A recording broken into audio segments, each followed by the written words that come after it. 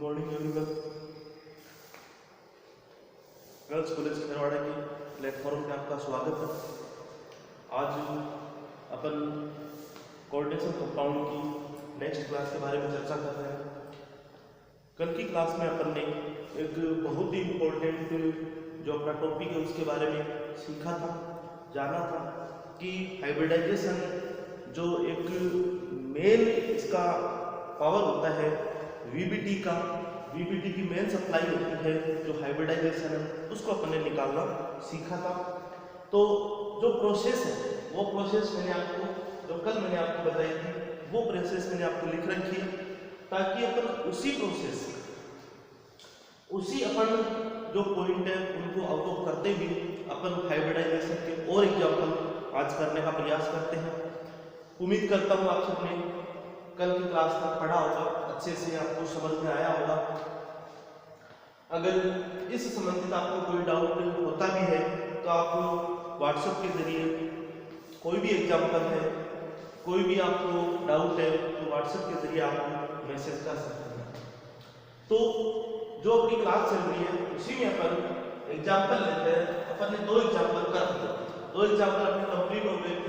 तीसरा एग्जाम्पल की अपन बात करते हैं, अपन एक एग्जाम्पल देखेंगे। तीसरा एग्जाम्पल NiCl4 माइनस 2, ये एग्जाम्पल NiCl4 -2। कल अपन ने एक एग्जाम्पल किया था, उसमें ये जो लिगेंड था ये चेंज था।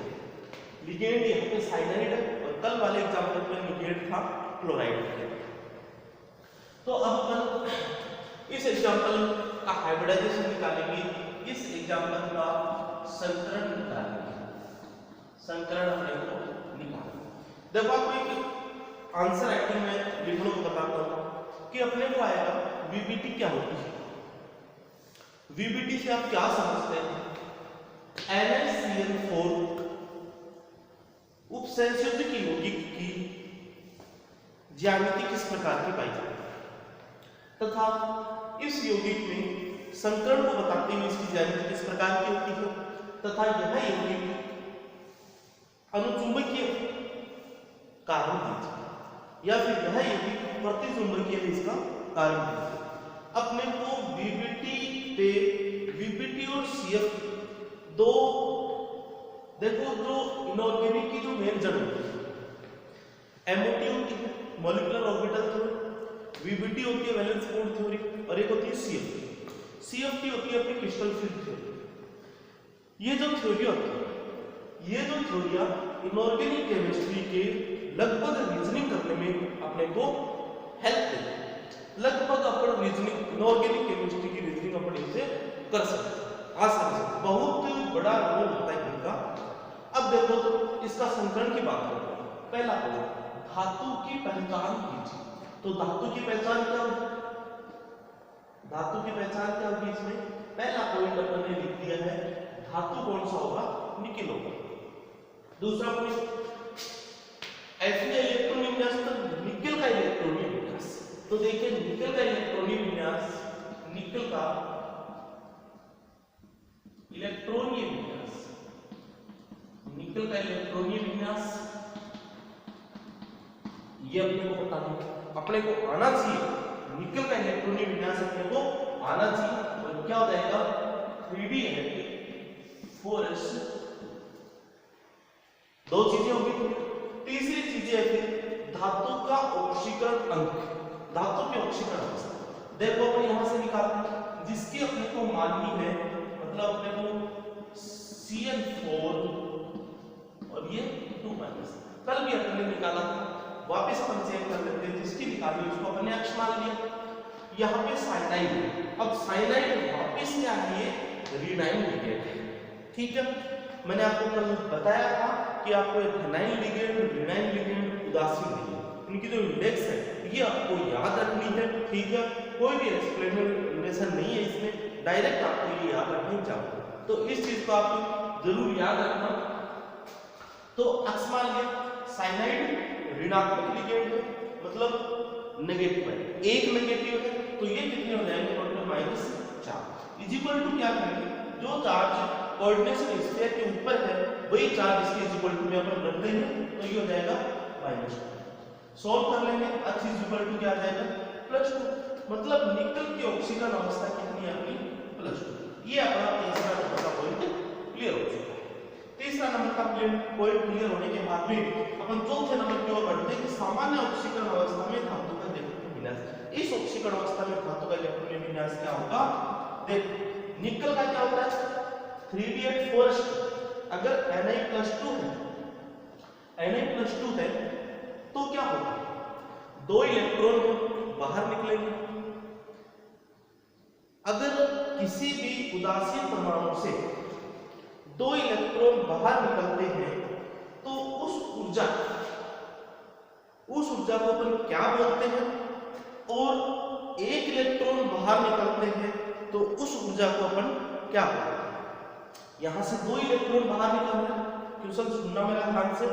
Na+2 2 इलेक्ट्रॉन बाहर निकल रहा है, उस ऊर्जा को अपन क्या कहते हैं? और 1 इलेक्ट्रॉन बाहर निकलता है, उस ऊर्जा को अपन क्या कहते हैं? और दोनों ऊर्जाएं मतलब 1 इलेक्ट्रॉन से जो बाहर निकलता है वो ऊर्जाएं और दूसरे इलेक्ट्रॉन से बाहर निकलने के लिए जो ऊर्जा, दोनों में से किस ऊर्जा का मान ज्यादा होता है? यह क्वेश्चन आप मेरे को ये समझ लो कि आपका असाइनमेंट है। आपका असाइनमेंट है, एक क्वेश्चन है कि Na+2 में 2 इलेक्ट्रॉन या फिर निकल गई या फिर आप किसी भी परमाणु में 1 इलेक्ट्रॉन बाहर निकलेगा, उस ऊर्जा को क्या बोलेंगे? 2 इलेक्ट्रॉन बाहर निकालने के लिए उस ऊर्जा को क्या बोलेंगे?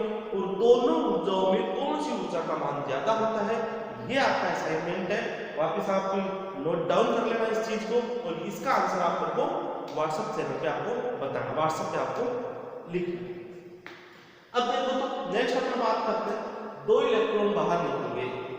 2 इलेक्ट्रॉन बाहर निकलेंगे तो ये क्या हो जाएगा 3d8 और 4s0। यहाँ पे 2 थे, यहाँ पे 0, दोनों के दोनों इलेक्ट्रॉन बाहर निकल गए।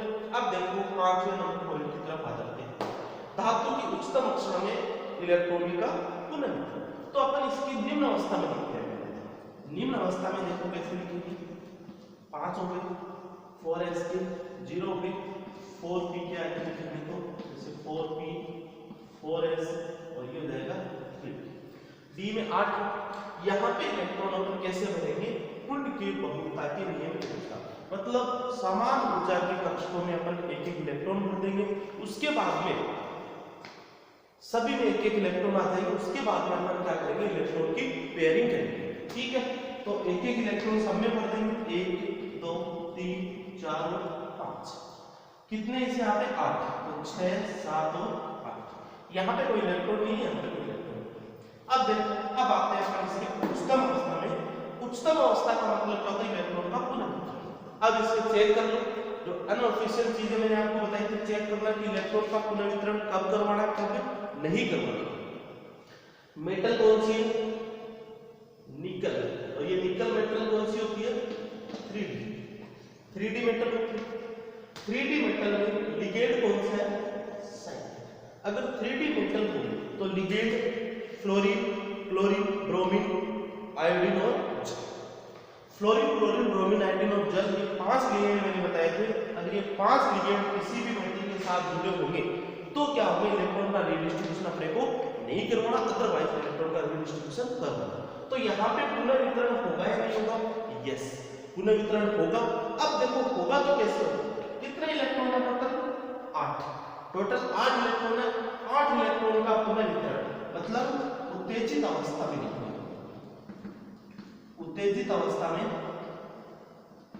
Electronic configuration. तो 8 इलेक्ट्रॉन का मैंने किस तरह से बताया था आपको? ये d है, 3d हो गई, आगे 4s और ये आगे हो गया 4p।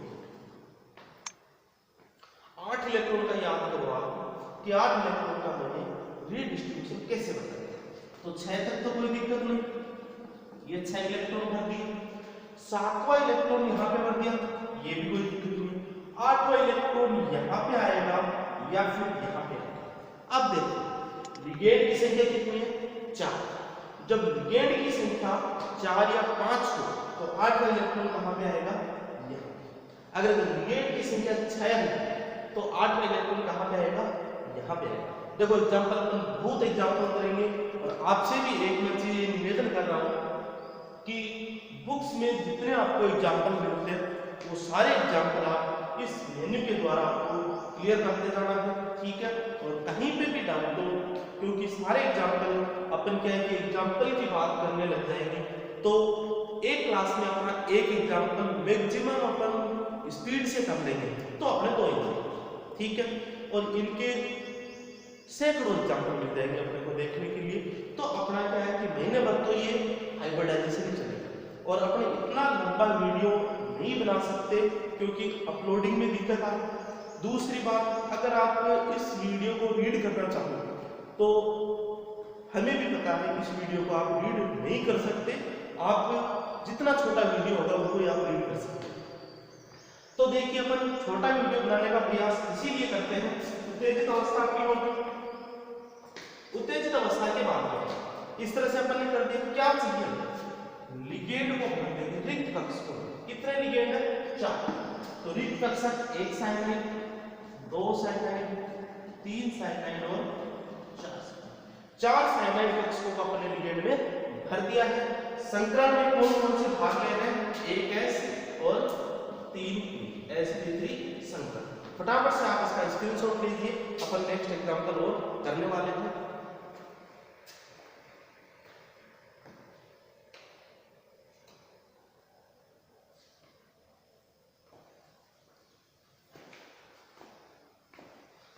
अभी थोड़ा सा अपन स्पीड से चलेंगे, नेक्स्ट एग्जांपल की बात करें, क्योंकि स्पीड से इसलिए चलेंगे क्योंकि एग्जांपल की सारी चीजें इसी एग्जांपल पे टिकी होगी। देखो धातु में कोई NiCO, इस पर मैंने NiCl ले लिया, अपन ने Cl का ले लिया, Cl का ले लिया और अपन क्या ले लेंगे अपन, CO का, ठीक है। ये सब चीजें अपन ने ले ली। CO में अपन बात करें,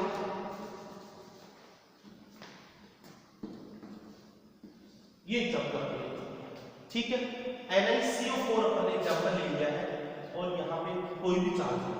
अब देखो धातु कौन सी, पहला काम धातु, थोड़ा सा फास्ट, धातु कौन सी, धातु का इलेक्ट्रॉनिक विन्यास वही है, इलेक्ट्रॉनिक विन्यास क्या हो जाएगा, 3d4s हो गया।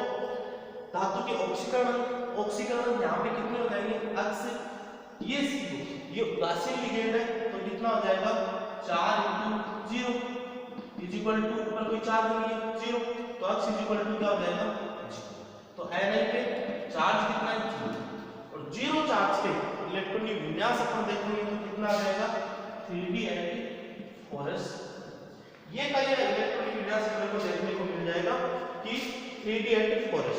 अब अपन क्या करेंगे, इलेक्ट्रॉन का पुनर्वितरण, इलेक्ट्रॉन का पुनर्वितरण के लिए देखो धातु निकल कौन सी है, 3d4d5d, 3d धातु, 3d धातु और 3d में अपन फ्लोरीन, क्लोरीन, ब्रोमीन, आयोडीन चले, ये 5 लिगेंड को तो रीडिस्ट्रीब्यूशन अपन नहीं करवाएंगे, अदरवाइज रीडिस्ट्रीब्यूशन अपने को करना है। तो यहाँ पे रीडिस्ट्रीब्यूशन अपन क्या करेंगे, यस करेंगे, पुनर्वितरण क्या करेंगे, यस।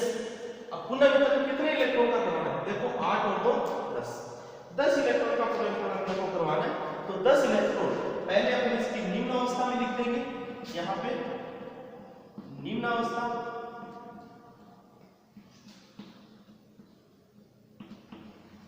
ये 3d हो गया, ये 4s हो गया, ये 4। अब देखो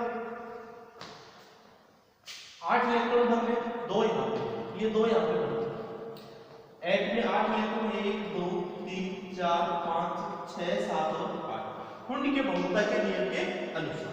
अब अपने उच्च अवस्था, उच्च अवस्था की अगर बात करें, उच्च अवस्था में क्या देखेंगे, इलेक्ट्रॉन का पुनर्वितरण करवाना है तो टोटल इलेक्ट्रॉन कितने हैं, 10।